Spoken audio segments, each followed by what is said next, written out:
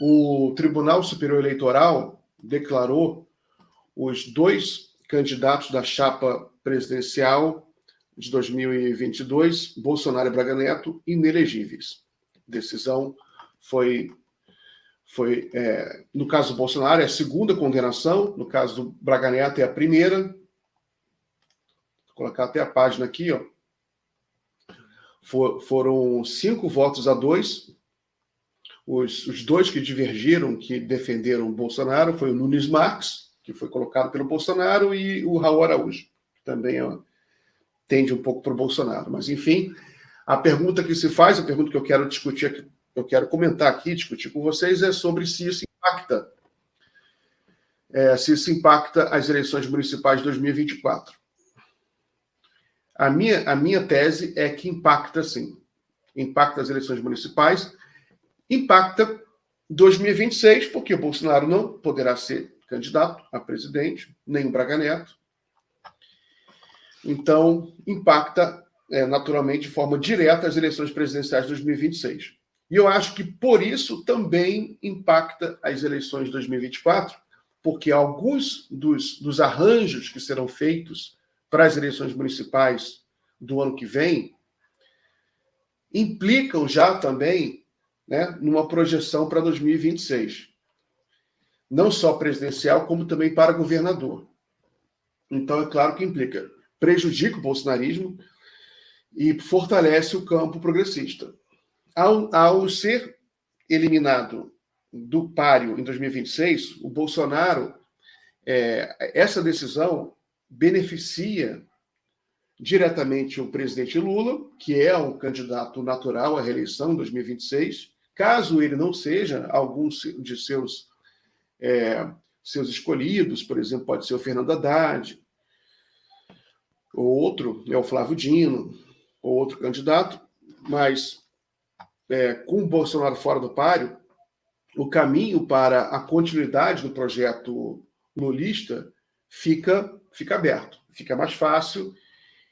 Então, os arranjos já feitos, até já com os cálculos políticos, eleitorais, que já os atores, né, os agentes políticos já estão fazendo para 2026, tanto para governos estaduais quanto para a presidência, já contaminam as discussões para as eleições municipais de 2024. Isso está bem claro. Eu posso até dar um exemplo já. Isso aí já facilita, por exemplo, um certo arranjo que está em curso no momento, por exemplo, para o governo do estado do Rio de Janeiro. Já há todo um debate sobre quem será o candidato para o governo do Rio de Janeiro em 2026. O atual governador Cláudio Castro não poderá mais disputar a eleição. Há alguns que falam que ele deve vir como candidato ao Senado. E o Eduardo Paes seria, por exemplo, o nome mais forte. O Eduardo Paes ele é candidato à reeleição em 2024, ano que vem, para a Prefeitura do Rio de Janeiro. O Braga Neto inelegível, inclusive, facilita, porque ele seria um dos candidatos a prefeito do Rio de Janeiro. Agora, o Bolsonaro tem falado em Ramagem, né? Mas o Ramagem, na minha opinião, é mais fraco do que o Braga Neto, então beneficia o Eduardo Paes, é candidato a prefeito em 2024. E todo mundo que conhece a política do Rio de Janeiro e do Brasil, sabe que se o Eduardo Paes se eleger com uma votação boa em 2024, se reeleger como prefeito do Rio de Janeiro, ele é um candidato natural ao governo do estado do Rio de Janeiro. Ele já foi candidato, ele quer ser governador, com apoio do Lula e talvez até com apoio do Cláudio Castro, que viria como candidato ao Senado na chapa, já na mesma chapa.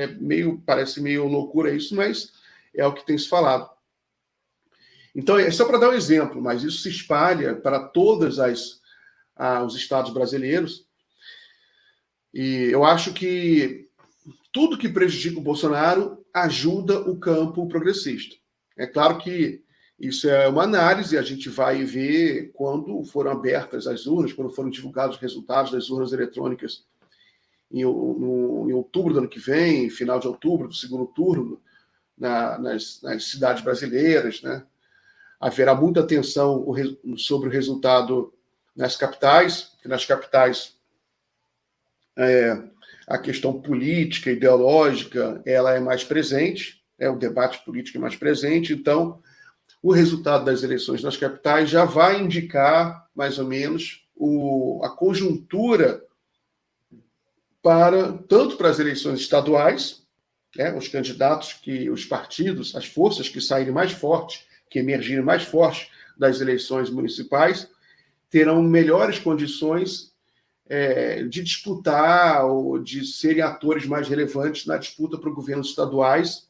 E tudo isso, evidentemente, vai mexer também com o cenário nacional em 2026, que a política brasileira, desde 2022, a gente está vendo, na verdade, desde 2020, mas sobretudo desde 2022, está caminhando para uma volta da política partidária, a volta dos atores tradicionais. Está havendo, a gente nota uma certa normalização ou renormalização do cenário político nacional, sobretudo a partir de 2022, com o afastamento dos outsiders.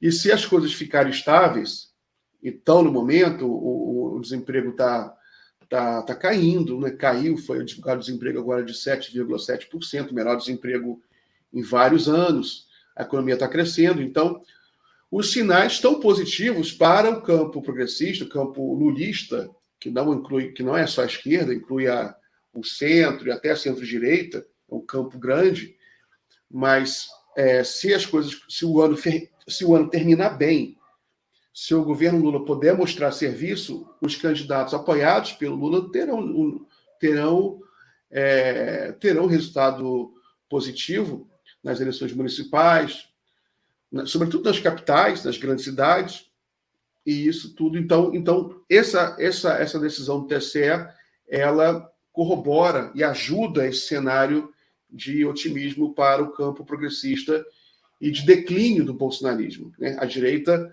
ainda é forte no Brasil, mas está caindo, está perdendo politicamente, perdendo eleitoralmente, perdendo prestígio na sociedade. Claro que eles vão se reinventar.